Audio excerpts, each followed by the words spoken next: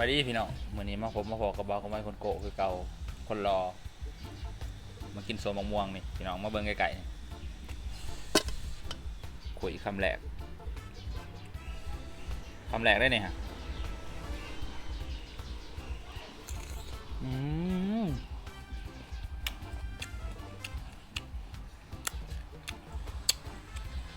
คักแล้วช่วง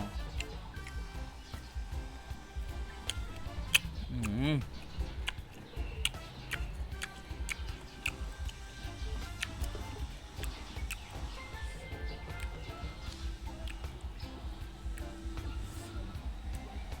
วันนี้น้องสาวบ่ได้ออกคลิปน้ำน้องสาวเป็นมือกล่อง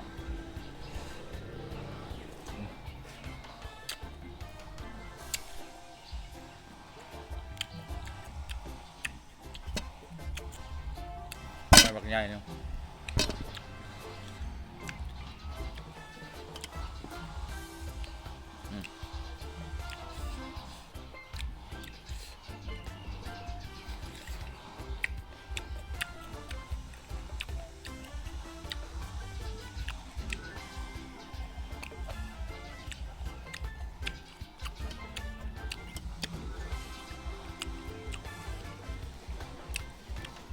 แจ๋วพี่น้อง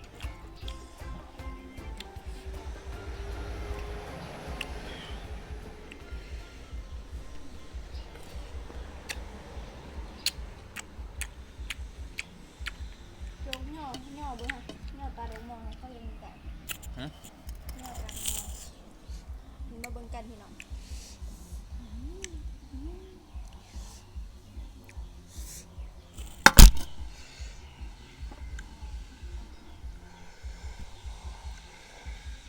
น้องสาวน่าอายกล่องมากพี่น้องมื้อนี้เพิ่นบ่ได้ทากับแป้ง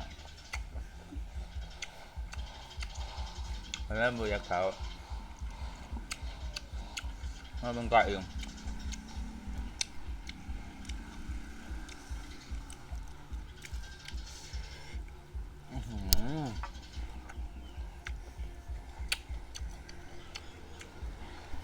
ช่วงแล้วบัด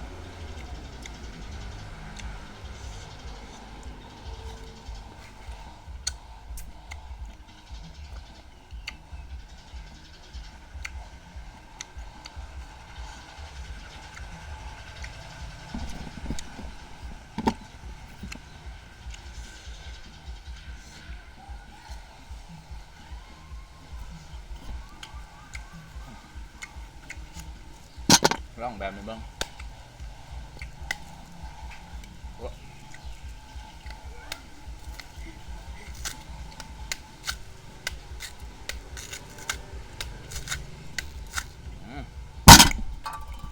จังซี่มันจังแม่น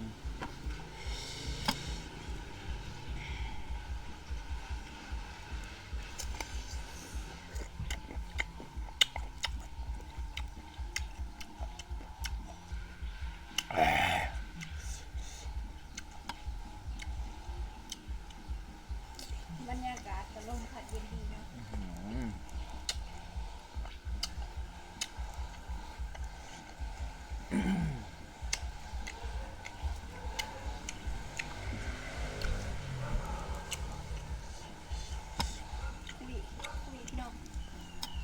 คุยพี่น้องเบิ้งแน่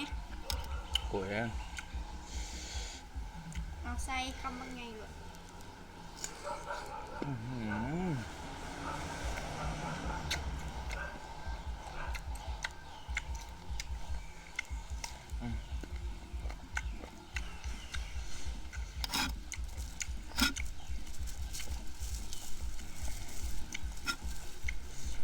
ร่มก็แห้งเลย บรรยากาศก็ดีเนาะ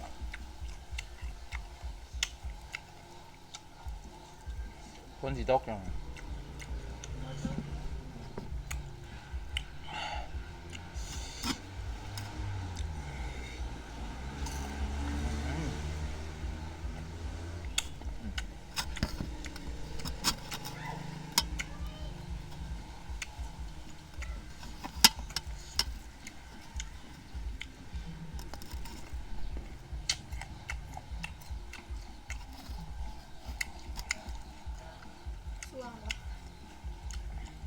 อกบ่ได้ด้วยเพราะมันแสบช่วงเอาแล้ว ช่วงแต่นอน